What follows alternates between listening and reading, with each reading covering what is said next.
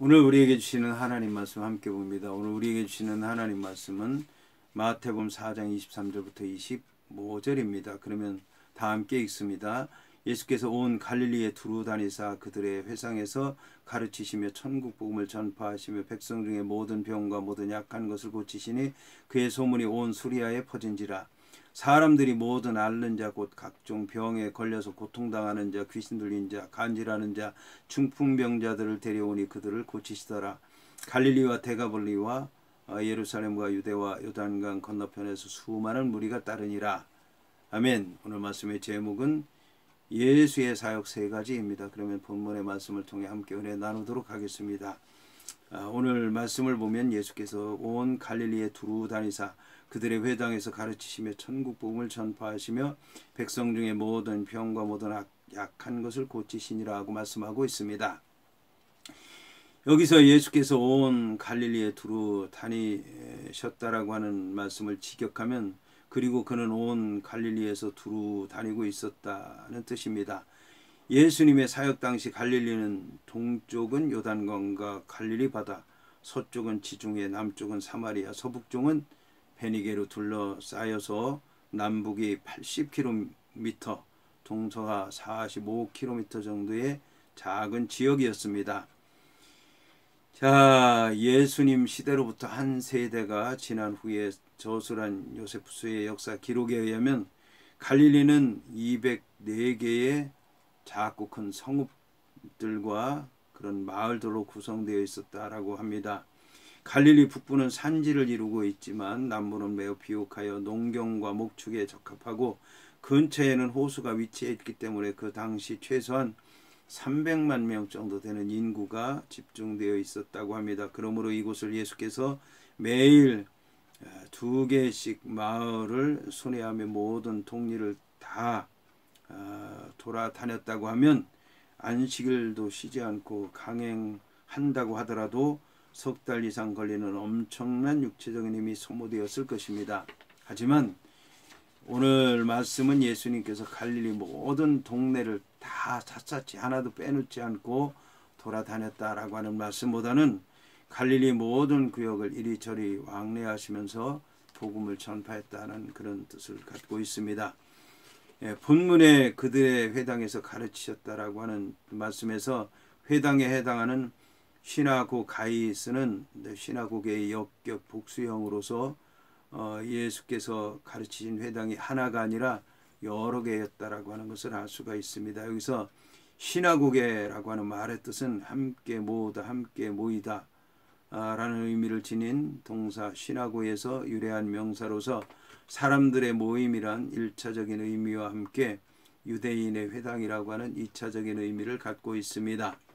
유대인들이 포로에서 귀환한 후에 전국 방방 곳곳에 세워진 종교 집회와 교육의 장소로서 신약 교회 모형이 되었습니다. 그런데 유대인 전승에 의하면 신명기 31장 11절 온 이스라엘이 내 하나님 여호와 그가 택하신 곳에 모일 때에 이 율법을 낭독하여 온 이스라엘에게 듣게 할지니라는 말씀과 시편 74편 8절 그들이 마음속으로 이르기를 우리가 그들을 진멸하자 하고 이 땅에 있는 하나님의 모든 회당을 불살랐나이다 라고 하는 말씀을 인용해서 회당이 매우 일찍이 기원됐다라고 그렇게 주장을 하고 있습니다.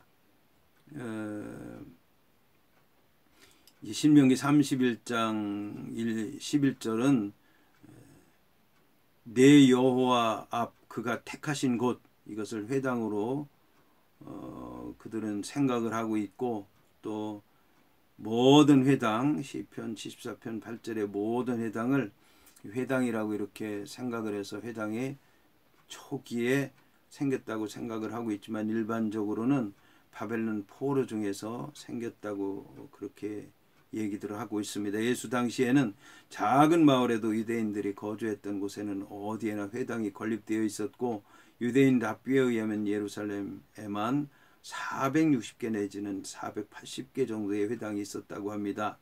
그런데 백성들은 안식일이나 주요 명절 때 회당에 모여 기도와 율법을 배우는 일에 힘썼습니다. 특히 구약 율법서는 여러 지역의 언어로 번역되기도 했으며 회당장의 허락에 의해서 율법 교육에 합당하며 권위 있는 자가 나서서 율법을 해석하고 교육하기도 했습니다. 한편 예수께서는 회당을 전도 활동의 무대로 활용하셨기 때문에 제자들에게나 백성들에게 랍비라고 불리웠습니다. 이 회당이란 용어는 본서에서 가르침과 연결돼서 나오는 것을 볼 수가 있습니다. 본문에 등장하는 가르쳤다라고 하는 말에 해당하는 단어는 디다스콘, 전파하였다라고 하는 단어에 해당하는 헬라어는 케리슨, 고쳤다에 해당하는 헬라어는 데라피온인데, 이 세 가지는 그리스도께서 행하신 전도의 세 가지 특수한 양식으로서 모든 천국인 메시아 왕국과 그리스도에 의한 통치를 암시하고 있으며, 이것은 예수님의 사역의 기본이 되는 것이기도 합니다. 여기서 가르치다는 예수의 모든 활동이 근본적으로 가르치다, 교훈적인 설교를 하다, 교사가 되다라고 하는 의미인 교훈인 디다스코하고 관계가 있습니다. 본문에 전파하다는 예수 자신의 오심과 함께 천국의 도래가 가까웠다는 복음을 가리키는 유앙겔리온과 관계가 있습니다. 여기에는 천국 복음을 들어야 할 필요성이 절실한 자들에게 회개와 복음을 받아들여야 할 필요성에 관해서 선포하신 것을 의미합니다. 끝으로 고치다는 예수께서 천국이 복과 더불어 실제적으로 나타났다는 구체적 증거를 제시하기 위해서 신적인 능력을 행하신 것을 의미합니다. 여기에는 육체의 치료뿐만 아니라 영혼의 치료까지 이제 포함된 것을 볼 수가 있습니다. 이는 흑암의 왕국이 파괴되고 천국이 회복되었다는 사실을 의미합니다. 이 세 가지 전도 방법은 초대교회로부터 오늘날까지 선교 역사에 계승되고 있습니다.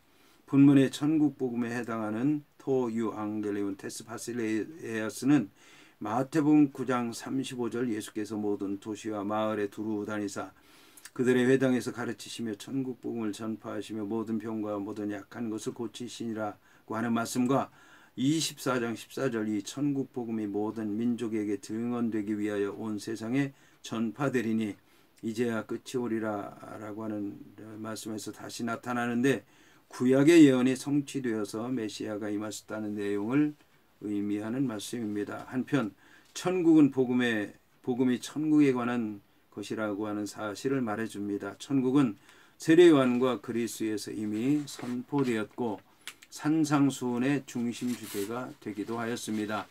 예수님께서 전파한 메시지의 핵심은 천국 복음이기 때문에 오늘날 말씀을 전하는 모든 자들도 명심해서 그 핵심 주제가 천국 복음에서 벗어나지 않도록 해야 할 것입니다. 여기서 병은 일반적인 병을 가리킵니다. 그 중에서도 만성적이고 중한 질병을 의미합니다. 본문에 약한 것은 그 질병으로 인한 육체적 생활적 기능이 약해진 것을 의미합니다. 그런데 사랑이 많으신 예수께서는 인간의 종말적인 구원이 그의 사역의 최종 목표였지만 인생의 현재적인 구원도 외면하지 않으시고 자신을 찾아와 만난 모든 사람들의 육체적 질병뿐만 아니라 영적인 질병도 치유해 주신 것입니다. 이것이 바로 천국이 임하셨다는 사실에 대한 말씀이자 천국 왕에 대한 신임장이라고 할 수 있을 것입니다. 이어서 본문은 그의 소문이 온 수리아에 퍼진지라 사람들이 모든 앓는 자 곧 각종 병에 걸려서 고통당하는 자 귀신 들린 자 간질하는 자 중풍병자들을 데려오니 그들을 고치시더라고 말씀하고 있습니다. 여기서 소문에 해당하는 아코에는 들음이라는 뜻으로서 평판이나 명성으로 해석될 수 있습니다. 이는 당시 예수의 전도 활동이 사회적으로나 국가적으로나 큰 환대를 받았다는 것을 얘기하는 것이고 큰 영향을 주었다는 것을 얘기하는 것입니다. 여기서 수리아의 지리적 범위는 확실하지 않지만 예수 당시에는 로마의 식민지로 헤롯 안디바스의 관할에 있는 갈릴리를 제외한 유대 북쪽의 팔레스틴 전체를 포함하는 지역이었다고 하는 것을 알 수 있습니다. 이 지역은 과거 솔로몬 시대의 이스라엘을 대적하고 서로 미워하였으나 이제 그곳에도 예수의 소문이 퍼지게 된 것입니다. 그 후에 바울 당시에 이르러서는 그곳에 다메섹, 안디옥, 라오디게아 교회 등이 세워지는 등 초대 교회에 있어서 매우 중요한 선교 근거지가 된 지역을 가리킵니다.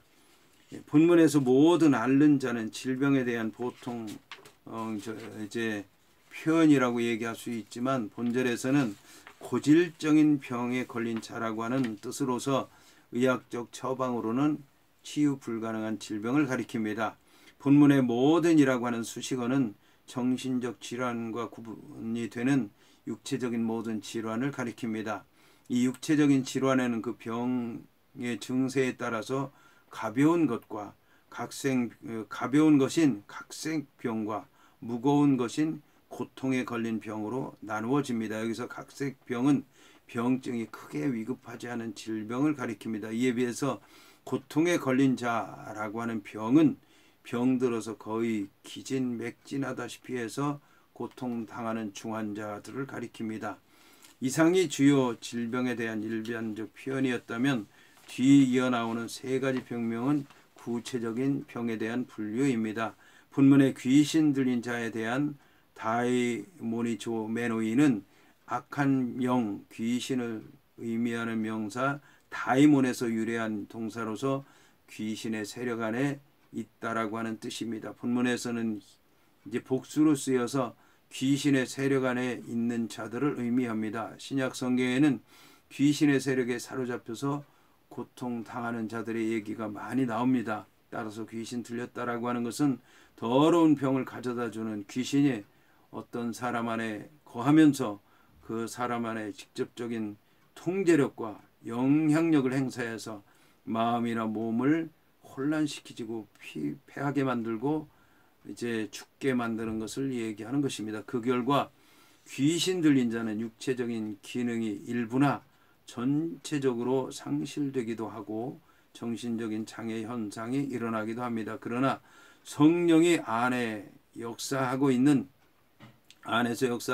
그리스도인에게 귀신은 굴복당할 수밖에 없으며 궁극적으로는 모든 귀신은 사단과 함께 영원한 불못에 던지움으로써 영구적인 처분을 받게 되는 것입니다. 본문의 간지라는 자는 미쳐있는 자들이라는 의미로서 헬라어의 본래 의미는 절도 증세라고 하는 뜻입니다. 이 병은 중추신경 계통이 이상을 일으킴으로써 생기는데 증세는 의식을 잃은 것과 발작성 경련 이 두 가지 중에 하나이거나 두 가지가 동시에 일어나는 것을 의미합니다. 의학의 시조라고 불리우는 기원전 400년경의 히포크라테스는 간지를 어떤 귀신에 사로잡혀서 일어나는 것이라고 하였습니다. 그러나 마태는 본문에서와 같이 간지를 귀신 들림과 분명히 구별하고 있습니다. 그가 사용한 간질에 해당하는 셀레니아 조메누스라고 하는 용어는 고대 점성가들의 견해대로 간질이 달을 의미하는 셀레나의 영향을 받은 데 해당하는 조메누스 질병이라고 생각하는 당시의 민간 신앙을 반영하고 있는 것입니다. 고대 근동에서는 달을 태양보다 훨씬 더 큰 숭배의 대상으로 여겼으며 정신 이상으로 여기는 간질과 같은 질병은 달이 차고 기우는 현상에 영향을 받는다고 생각을 했던 것입니다.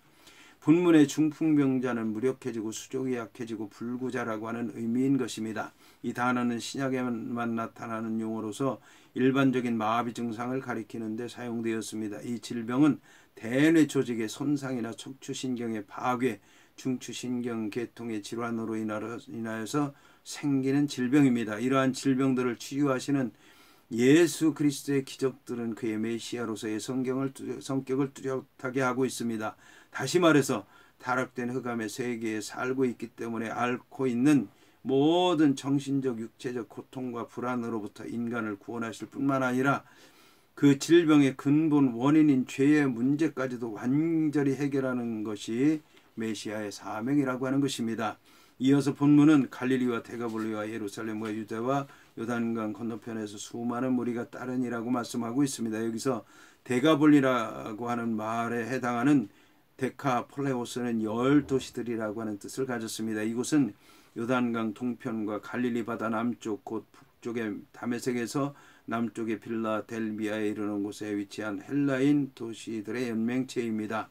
이 도시들은 알렉산더 대왕이 죽은 후에 알렉산더 대왕의 후계자들과 노장들이 전형적인 헬라인 도시를 건설한 데서 기원되었습니다. 따라서 이곳은 헬라 문화의 중심지가 되었으며 이방인들의 거점들이 되었기 때문에 유대인들과는 배타적인 관계를 갖고 있었습니다. 예수님 활동 당시 10개의 도시들은 크게 번성해서 높은 수준의 문화를 누리고 있었으며 데가볼리스의 이방인들조차 예수의 소문을 듣고 예수께 나왔다라고 하는 사실은 예수님의 사역이 유다 국가와 민족에만 국한된 것이 아니라 전 세계적인 성격을 띠고 있었다라고 하는 것을 알 수 있습니다. 한편 본문의 요단강 건너편에 관해서요, 유대 역사가 요세푸스는 야복강과 아르논강 사이라고 얘기를 하고 있습니다. 여기서는 요단강 건너편이 베레아로 소개된 동부 지역 전체를 일컫는 것으로 이해할 수 있을 것입니다. 이는 팔레스틴에 가까운 지역까지 예수의 소문이 전파되고 있었다고 하는 것을 얘기하는 것입니다. 여기서 수많은 무리들이 따랐다고 하는 것은 갈릴리에서 빛을 비추기 시작한 예수님의 사역이 생명의 빛을 발휘해서 갈릴리를 넘어가고 있다는 것을 얘기하는 것입니다. 여기서 우리는 메시아로서의 예수를 계시하는 마태의 웅장한 의도를 느낄 수 있을 것입니다. 그러나 갈릴리로 모여들어 예수를 따르는 허다한 무리들은 그리스도의 추종자였을 뿐이지 그리스도를 전인격적으로 순종하는 참 제자로서의 그리스도인은 아니었다라고 하는 것입니다. 그들은 눈에 보이는 예수의 인간적인 측면만 보았고 눈에 보이는 기적만 따르고 교훈에 감동됐을 뿐이지 예수님을 영적으로 바라보고 신적인 측면으로 이해를 하고 우리의 왕 되신 예수께서 구원자 되심을 깨닫는다라고 고백하지는 못했던 것입니다. 여기서 무리로 번역된 오클로이는 오클로스의 복수형으로서 무리들을 의미하며 대부분의 사람들의 일시적인 모임을 나타냅니다. 여기서 우리는 예수께서 주시는 이적과 축복만 탐하고 예수께서 베푸시는 진리와 사랑, 예수 자체에 대해서는 둔감한 기복적이고 현실 지상주의, 성공 지상주의의 신앙을 철저히 경계해야 될 것입니다.